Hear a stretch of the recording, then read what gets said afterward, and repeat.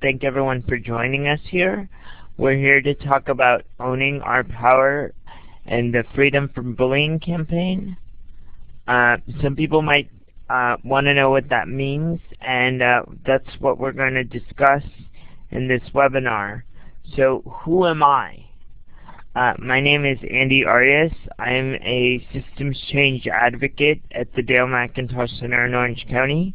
I work with youth to empower them so they may be able to self-advocate for themselves and transition into independence. What makes me qualified to talk about anti-bullying?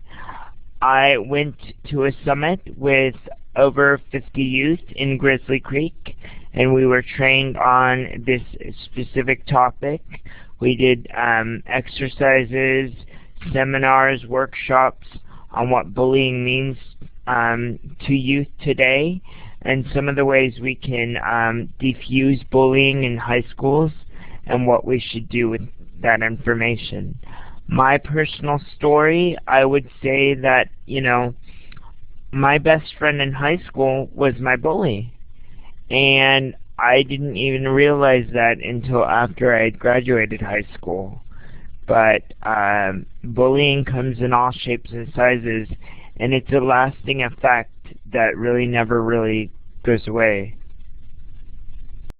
Hi guys, this is Rosie. I'm a youth advocate in San Diego, and I'm also a full-time college student.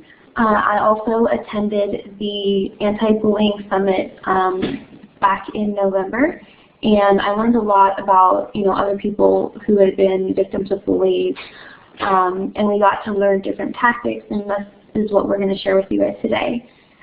My personal story is I was bullied when I was younger, mostly because of my disability, and then I was also a bystander of bullying growing up as well.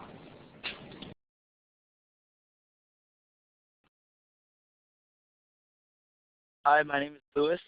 I am a Leadership Forum alumni. I'm also a up-and-coming advocate for the LMAC. And what makes me qualified? Okay, I've bullying. I've experienced due to my blindness as a prime target of bullying younger. So Okay, so we're going to go over what is bullying. Okay, so bullying is an imbalance of power.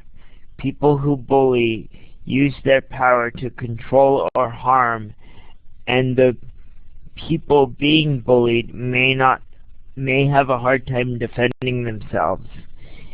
Bullying is an intent to cause harm. Actions done by accident are not bullying. The person bullying has a goal to cause harm. So if somebody trips by accident, that's not bullying. If someone repeatedly picks on someone, then that's a bully. Repetition is also a sign of bullying. If incidents keep occurring to the same group or same person, that's all aspects of bullying. What we know. Bullying is the most common form of violence. Over 2/3 of students believe that schools respond poorly to bullying, with a high percentage of students believing that adults help is not available or effective. 25% of teachers see nothing wrong with bullying or put downs, and consequently intervene in only 4% of bullying incidences. That to me is a very sad number, and we're going to hear from a educator later on and hear from his perspective. 75% of students with disabilities report being bullied, and this number is only growing. That's 75% of students that report. It doesn't always mean that they're being reported as well, because we know that people who are being bullied also have trouble speaking out. Okay, what else do we know? In California, almost 20% of students with disabilities drop out of high school, and only 4% of people with disabilities have a college degree. Based on what we know, how do you think bullying impacts the lives of people with disabilities? Now, this is a time where if you have a comment, please speak up. Really quickly, before we start with the questions and answers, Louis, if you can hear me, if you could somehow get closer to the headset. We had a hard time hearing you when you were doing the introduction. Okay. Can you hear me now? Yes. Can everyone hear Louis right now?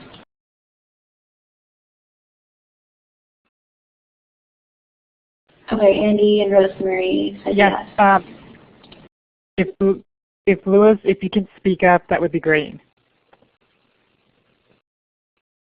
Will do.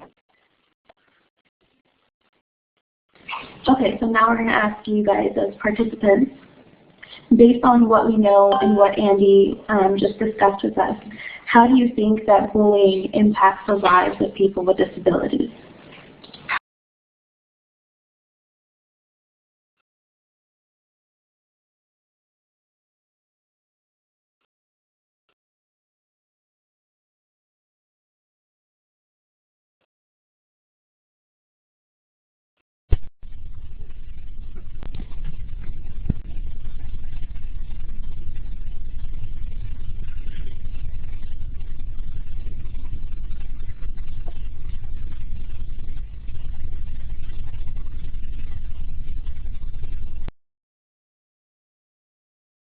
This is Andy from DMC.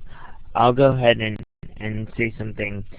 I think having a disability makes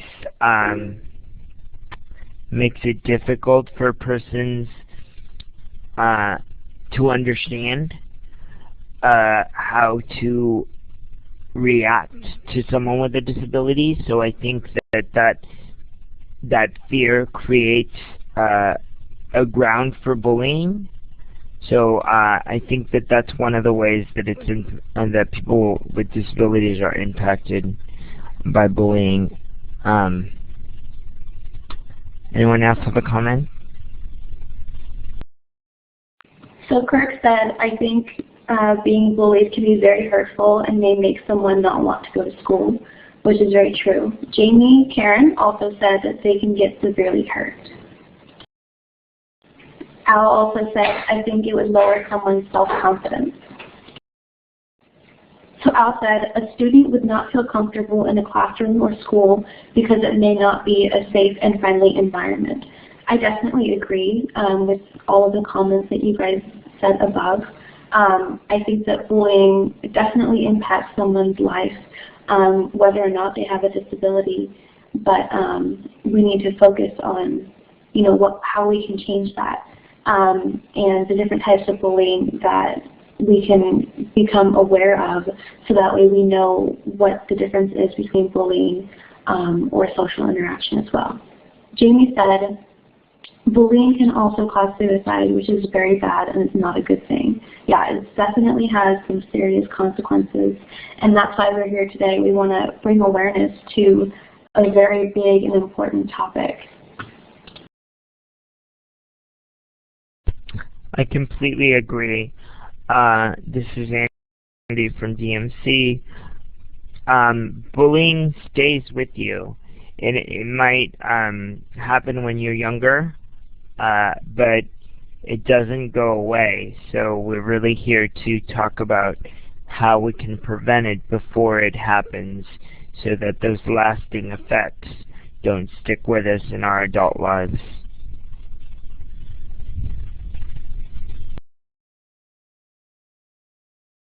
We're also here to be able to give you tips or pointers on how to help someone that is bullied, so in order to make a difference. So types of bullying.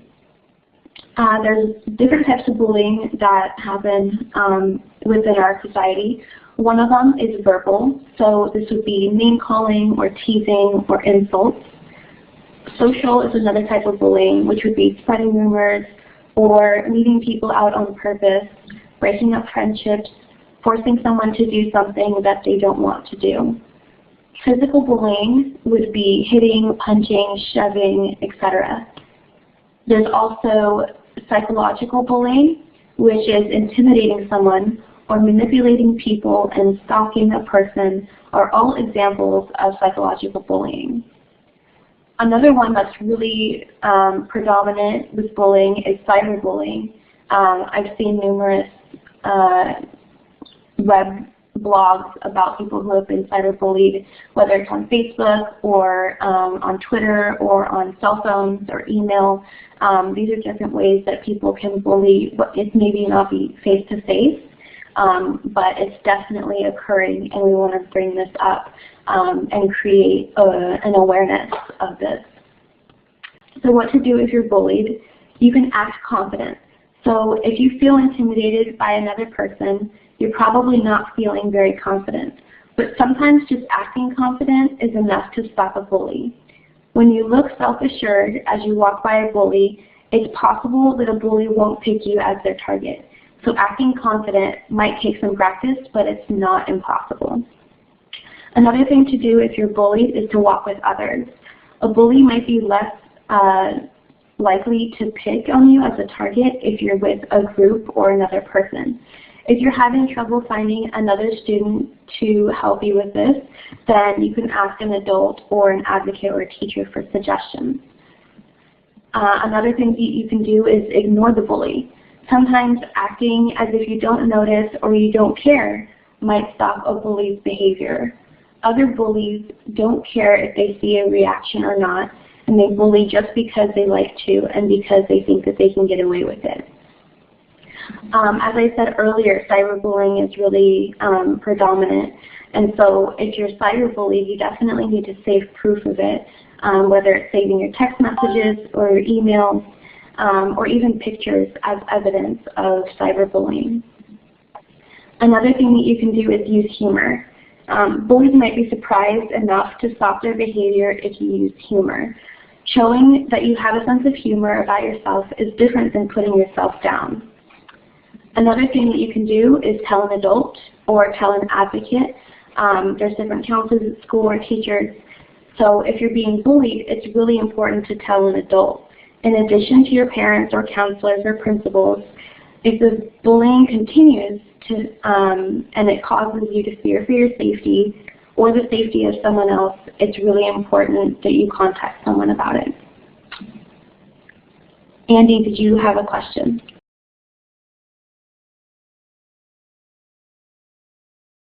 I was wondering if you could go over what you do if your bully is an adult person. That's a great question, actually. One of my bullies that I had was a teacher, so I wasn't sure who to go to. But in this case, it just kind of is a case-by-case scenario. So if it's your teacher, maybe you can talk to a counselor at school. You can talk to the principal. If it's someone like a coworker that you work with that's an adult, you can tell a higher authority. So it just depends on what situation you're in. That was a good question. Thank you, Andy. So I'm going to keep going. Another thing that you can do if you're bullied is to keep track. So if you keep a journal or a diary, you can keep track of bullying in case you need to report it. This is the same as saving proof for cyberbullying. You need to include the dates and times and the places that you've been bullied, as well as the names of the people who are bullying you. Most importantly, if you can remember this above all things from this presentation, is don't bully back. Because bullying back, either physically or verbally, may only escalate the situation and make it worse. Physically fighting a bully is dangerous, and it can result in someone getting hurt as well as yourself. Bystanders. So Bullying situations usually involve more than just the bully and the victim.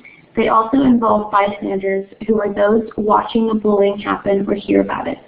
Earlier, when I was doing my introduction, I mentioned that I was also bullied, but I was also a bystander. When I was going to school, I saw numerous people being bullied, but I never stepped in to take a role in it and change it positively. So bystanders are really important, and there's two different kinds, which is what Louis will be going over. And depending on how bystanders respond, you can either contribute to the problem or be the solution. Okay, as Rosie mentioned, there are two different types of bystanders. The first type of bystander is a hurtful bystander, and this type of bystander exacerbates the situation by prodding the bully forward with his actions or her actions.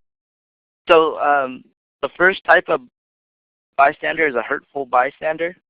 That bystander would exacerbate the situation by prodding the bully forward with their actions. And the second type of bully is a passive, or bystander is a passive bystander. And by passively accepting bullying and by watching, often without realizing it, these bystanders also contribute to the problem. Passive bystanders provide the audience a bully craves and the silent acceptance that allows bullies to continue their hurtful behavior. And then there's a helpful bystander. Some bystanders directly intervene by discouraging the bully, by defending the victim, or redirecting the situation away from bullying. Other bystanders, helpful bystanders, help by relying on support from peers to stand up to get help.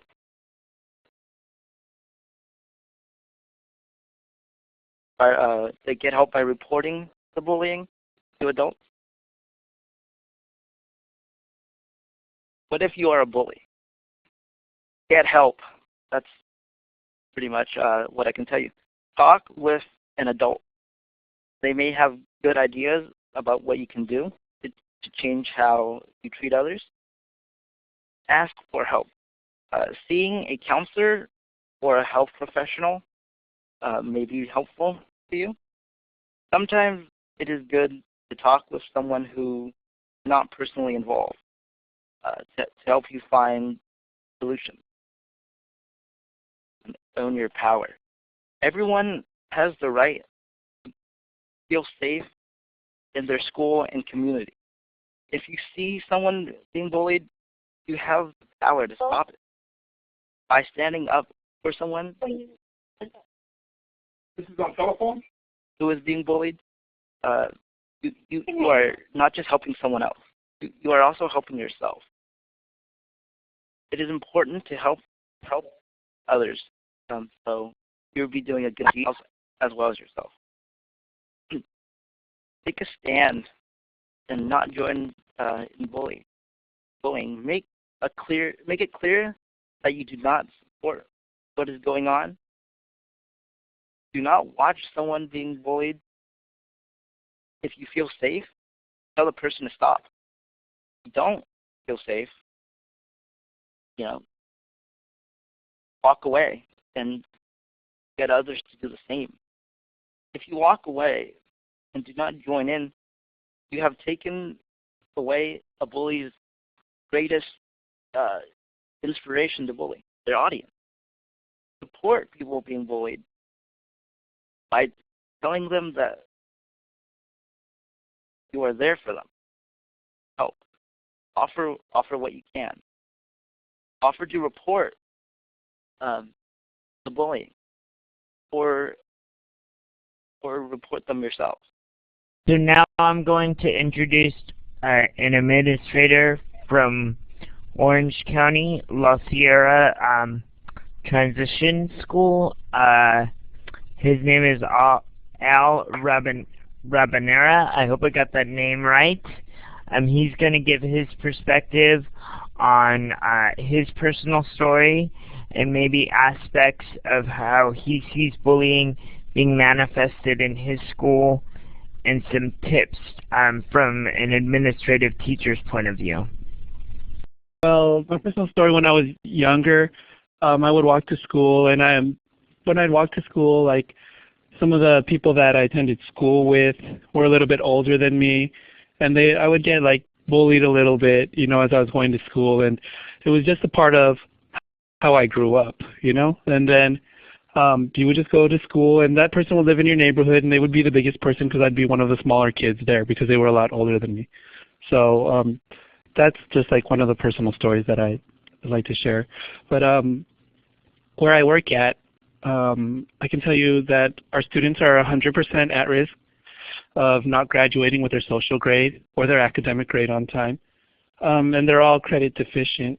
A majority of the students that I work with are Hispanic, and 75% of them receive free and reduced lunch in the student population that I serve extends over 6 different communities. So those are the kids that I'm working with. With that idea of what manifests bullying, a lot of the ideas that have already been discussed are what are happening at the school. Like that example of cyberbullying through social media. Like, how many of you have like Facebook or Twitter? You know, I guess that's not a question that a lot of people can respond to unless they're clicking that green check.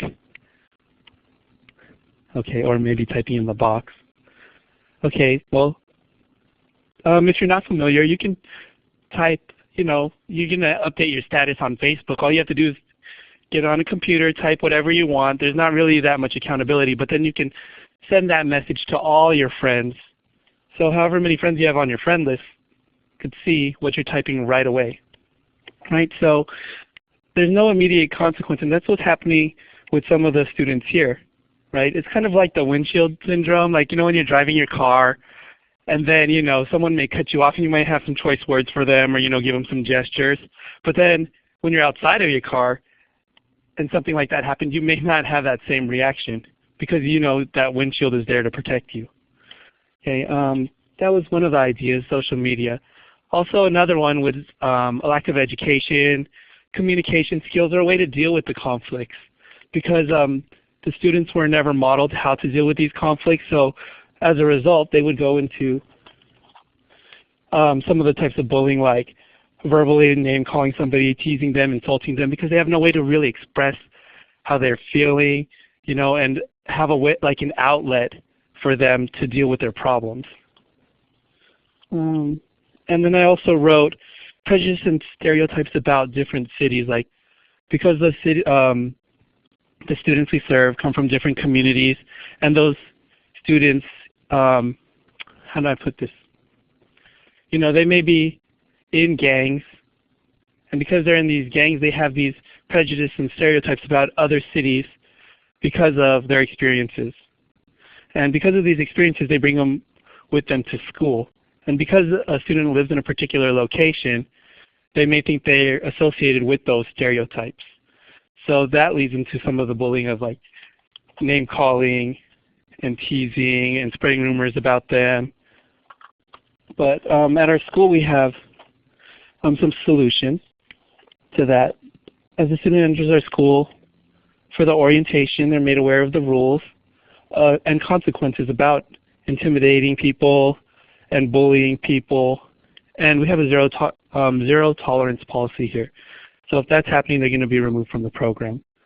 Other solutions would be like ideas of prevention, like educating students, ensuring, you know, that they understand that there are differences between cultures and how to work with different personalities. Like specifically, I work with the group of ASB kids, and I have them working with students of different cultures, and we have them going out and working with students with disabilities and helping them and allowing them to learn and grow themselves.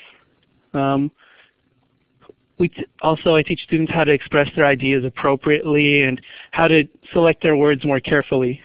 so they can deal with their problems in different ways to deal with them.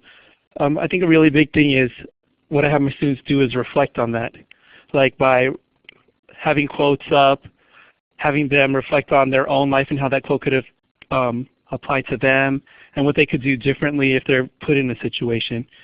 And then my last idea for solutions would be interventions, like school-wide interventions to get people involved, to let them know what's going on, like the stakeholders, like teachers, counselors, administrators, parents, the community, let them know what's going on with the school, and to increase adult supervision. So increasing adult supervision would provide the students with the support they need. If they are being bullied, they can go and talk to those adults.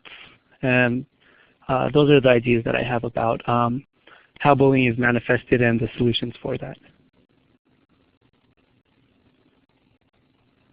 Thank you very much, Al. That was really great. It's really good to hear from a teacher's perspective what they see bullying as, and maybe some solutions, some localized solutions for containment.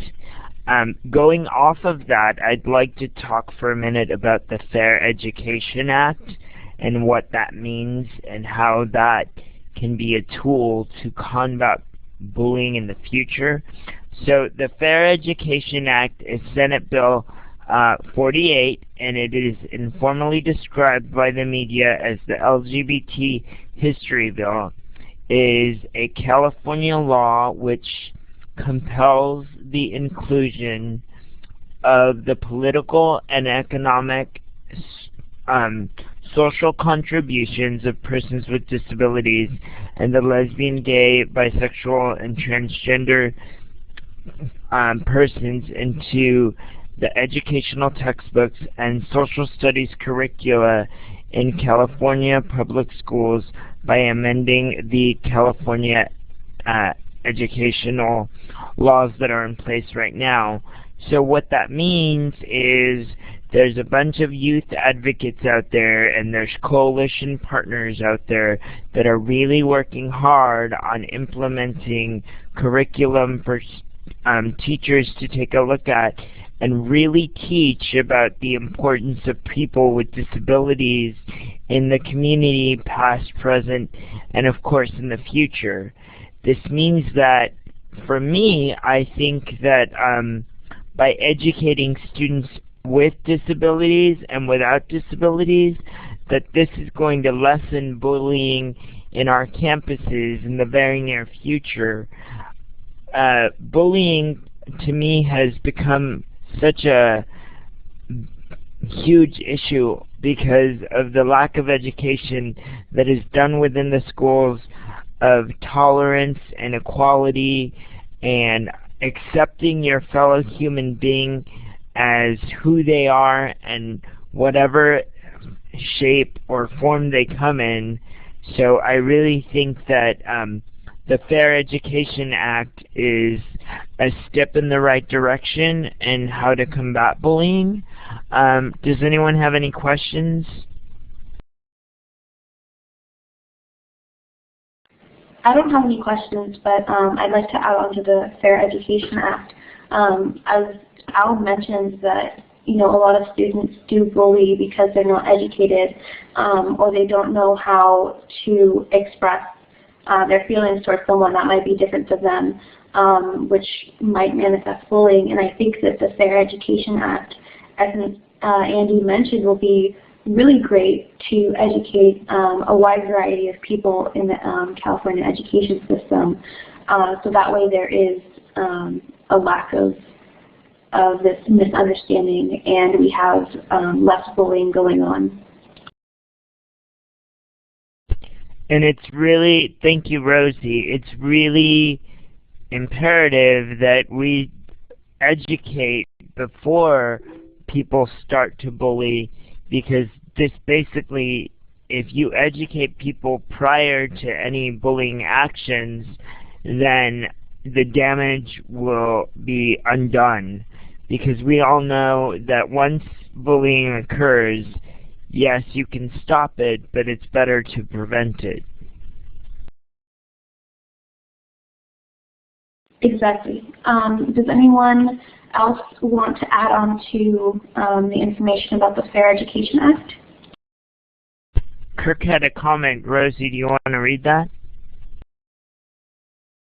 Okay, so Kirk said, I definitely agree. I feel that teaching about disability history will be the biggest method to help combat bullying.